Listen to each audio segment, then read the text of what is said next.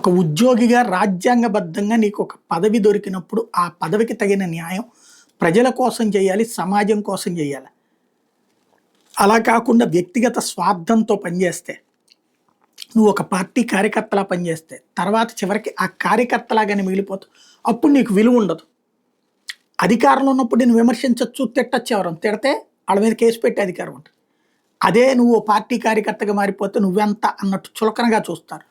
ఇలాంటి చులకన బారిన పడినటువంటి ఒక అధికారి సంబంధించినటువంటి ఆడియో వైరల్ అవుతున్నటువంటి అంశాన్ని ఇప్పుడు సాక్షి హైలైట్ చేసుకొచ్చింది. నేను టీడీపీ సానుభూతి పరుణ్ణి, పార్టీ కోసం ఎంతో పనిచేసి అయినా భూ వివాదంలో కేంద్ర మంత్రి పెమ్మసాని చంద్రశేఖర్ పిఆర్ఓ మధు బెదిరించారు. అధికారులా కాదు కనీసం మనిషిలా కూడా చూడలేదంటూ డిప్యూటీ కలెక్టర్ వాపోయారు. ఈ మేరకు ఆడియో కలకలం సృష్టిస్తుంది. సదరు డిప్యూటీ కలెక్టర్ గతంలో తాడికొండ ఎంఆర్ఓగా, కలెక్టర్ కార్యాలయంలో ఏవోగా పనిచేశారు. ప్రస్తుతం సెక్రటేరియట్లో పనిచేస్తున్నారు. ఆయన సమీప బంధువు విడాకులు తీసుకోవడంతో వాళ్ళకి సంబంధించిన భూమి మీద వివాదం నెలకొన్నట్టు తెలిసింది. చేబ్రోలు మండలంలో సుమారు 5 కోట్ల విలువ చేసే భూమి తనకు చెందేలా చూడాలని ఒక మహిళ కేంద్ర సహాయ మంత్రి పెమ్మసాని ఆశ్రయించినట్టు సమాచారం. ఆయన ఆదేశాల మేరకు పిఆర్ఓ మధు సదరు డిప్యూటీ కలెక్టర్ను పెమ్మసాని కార్యాలయానికి పిలిపించుకున్నట్టు తెలిసింది. అక్కడ మధు మరో న్యాయవాదితో కలిసి తను బెదిరించారని డిప్యూటీ కలెక్టర్ ఓ వ్యక్తితో ఫోన్లో వాపోయారు.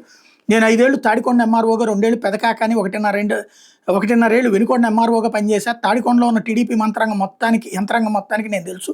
టీడీపీకి ఎంత సేవ చేశానో అందరికీ తెలుసు. అక్కడ నేను డిప్యూటీ కలెక్టర్ కాకపోయి ఉంటే టీడీపీ నాయకులు నన్ను ఎంఆర్ఓగా అక్కడికి తీసుకెళ్ళి ఉండేవాళ్ళు. శ్రవణ్ కుమార్ నా గురించి చెప్తారు. జీవి ఆంజనేయులు నర్సరావుపేట ఆర్డీఓగా నన్ను చేయాలని ఎన్నోసార్లు లోకేష్ని అడిగారు. నన్ను ఎక్కడా ఎవరు అగౌరవపరచలేదు. కానీ మధు ఛాంబర్లో కూర్చోబెట్టి వ్యంగ్యంగా మాట్లాడారు. మినిస్టర్ గారు ఉంటే ఇలా ఉండేది కాదన్నాను నేను. కానీ మినిస్టరే డీల్ చేయమన్నారంటూ పదే బెదిరించారు. దీంతో నేను ఆ వారం అంతా మెంటల్గా డిస్టర్బ్ అయ్యాను.